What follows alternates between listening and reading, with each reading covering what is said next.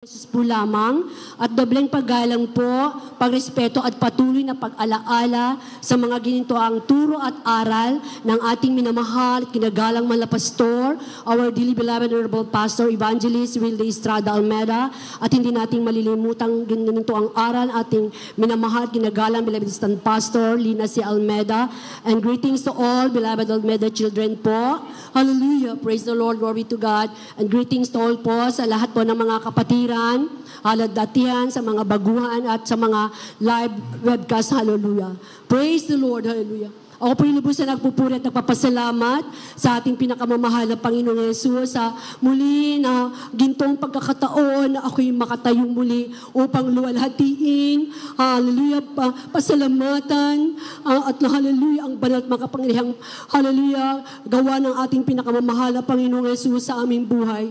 Mga minamahal, way back 1990 na ako'y makakilala sa ating pinakamamahal na Panginoong Yesus. Alam niyo mga minamahal, mga panahon na yan, nandyan po talaga na napakagulo ng aking buhay dahil maaga po akong nakapagkaroon ng pamilya, mga minamahal, na hindi po ako nakapagtapos ng aking pag-aaral. Hallelujah, praise the Lord.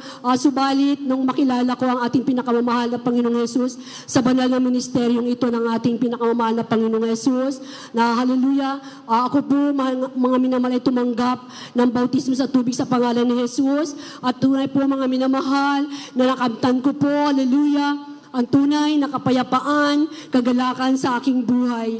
Alam niyo mga minamahal, hallelujah, praise God, nung ako po ay makakilala sa mahal na Panginoon, ako po yung unang nakakilala sa mahal na Panginoon, hallelujah, sa banal na ministeryong ito, na ako po ang naging, hallelujah, nagdala sa aking mga mahal sa buhay.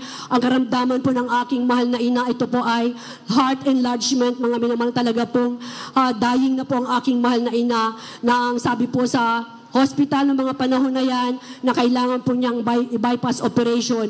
Alam niyo mga minamahal, ng time na yan, nabaguhan pa lang ako sa mahal na Panginoon, talaga pong nananampalataya ako sapagkat naririnig ko nga po dito sa banal na gawain, sa mga buhay na patotoo, na ang mahal na Panginoon, hallelujah, ay nagpapagaling ng lahat ang uri ng mga sakit at karamdaman, nagbabago ng buhay ng tao, nagpapala. Alam niyo mga minamahal, hallelujah, praise God, nung mapatanggap ko ang aking mahal na ina nung una, mga minamahal, ayaw niya, ang lagi niyang sinasabi na kung saan siya nadapa, doon siya babangon. Sapagkat mga minamahal, tunay na ang aking mahal na ina na yan ay meron pong tinatawag na meron siyang talagang inaalagaan na pangalan ng mga ribulto, mga minamahal, na sinasabi niya na yun na lagi sa klolo na sa baklaran, mga minamahal, na doon po yan ay lumuluhod mula sa pintuan hanggang sa altar. Ngunit alam niyo mga minamahal, noong time na nagkaroon siya ng matinding karamdaman, wala itong nagawa, mga minamahal.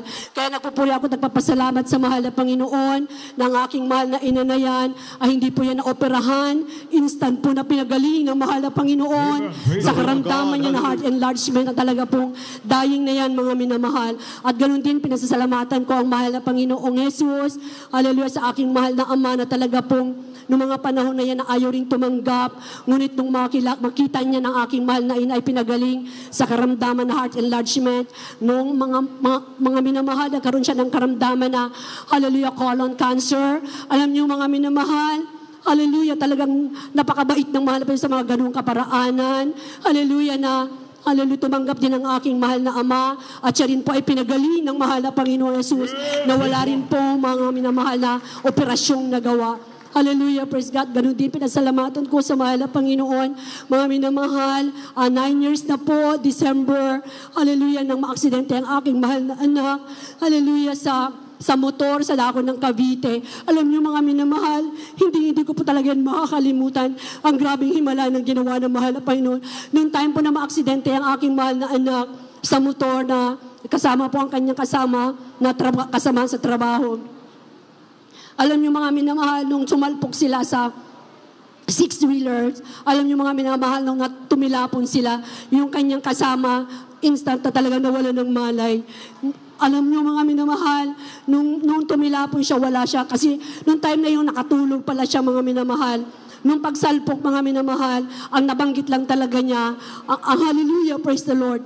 Nung tumilapon sila, mga minamahal, yung kanyang kasama, instant talagang nawala ng malay. Siya, mga minamahal, tumayo lamang at siya nagpagpag. Hindi natapos, hindi doon natapos, mga minamahal.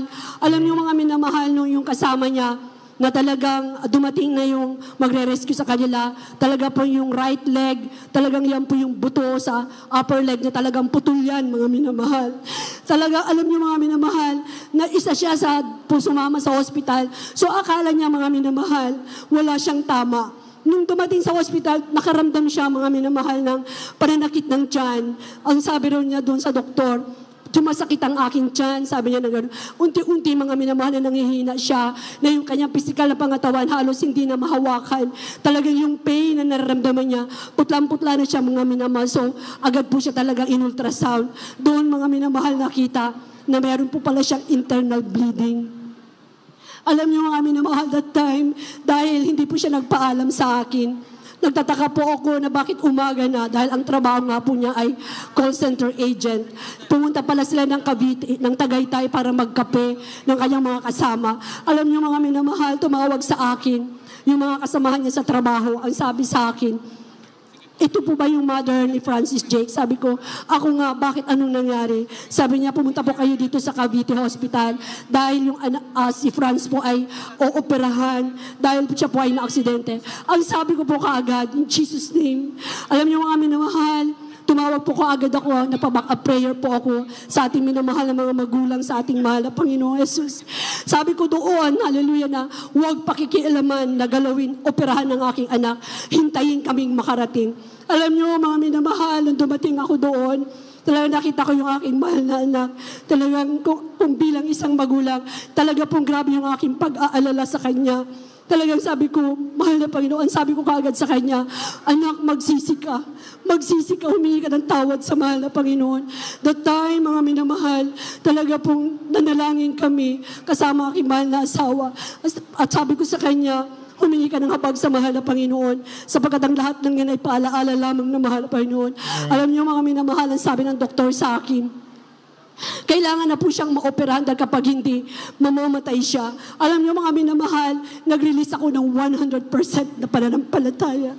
Ang sabi ko, ang Diyos na aming pinaglingkuran sa Jesus Miracle Crusade International Ministry ay totoong buhay. Ang sabi sa akin ng doktor, ano ang ibig mong sabihin? Ang sabi ko, mga minamahal sa doktor, ilalabas ko ang aking anak kahit na anong mangyari. Anong klase kang magulang? Mamamatay na ang iyong anak, ilalabas mo. Ang sabi ko, ang Diyos na pinaglilingkuran ko ay buhay.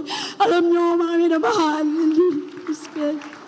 lahat ng mga kasama niya talagang shock na shock. Hindi makapagsalita. Sabi ko, ilalabas ko ang aking anak. Nagpirma ako ng waiver, mga minamahal. Ang sabi ng doktor, sabi niya sa akin, sa paglabas pa lang ng lobby ng hospital na ito, ang anak mo na yan mawawalan ng buhay. Sabi ko, hindi. Buhay ang mahal na Panginoon.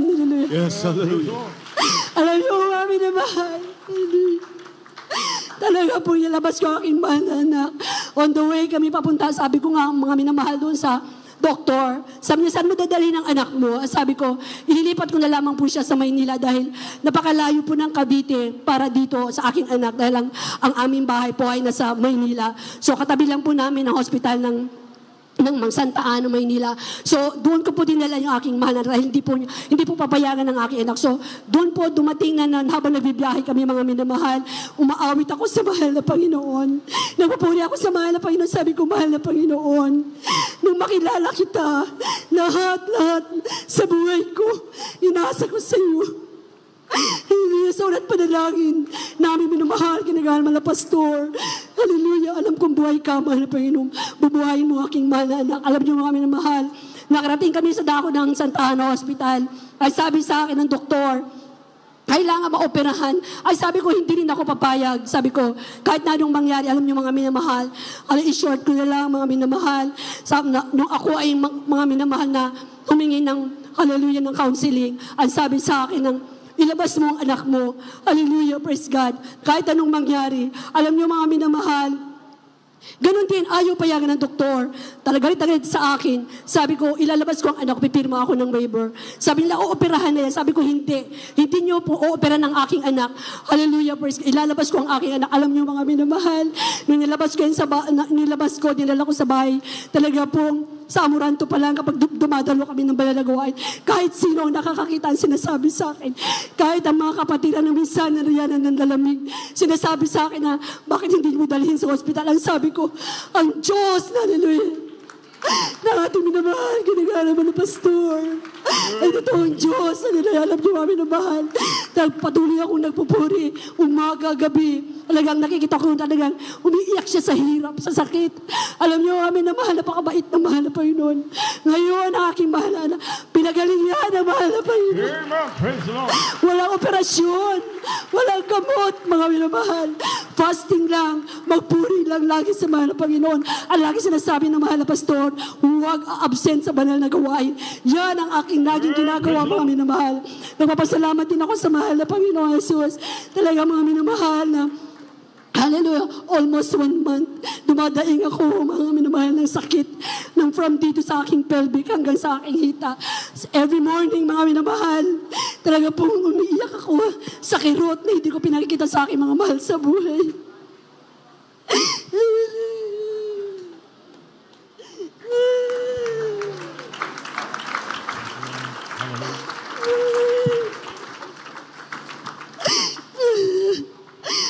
Maraming salamat sa iyo, Panginoon. Yan ulit, sa gradual healing na ipinagkaloob sa akin ay yung mga minamahal sa pagpupuri lamang, pakikinig ng hallelujah, ng preaching ng mahal na pastor, mga papuring awitin, ay yung mga minamahal talagang gradual healing na ngayon, mga minamahal talaga po, nagpupuri ako, nagpapasalamat sa mahal na Panginoon, sa kagalingan na ipinagkaloob ng mahal na Panginoon sa akin. Hallelujah, thank you so much, Lord Jesus. Maraming salamat, Baba, sa lahat ng mga biyaya at pagpapalang ipinagkaloob mo sa amin. Pagpapalang material, financial, physical, higit ang spiritual na mga pagpapala.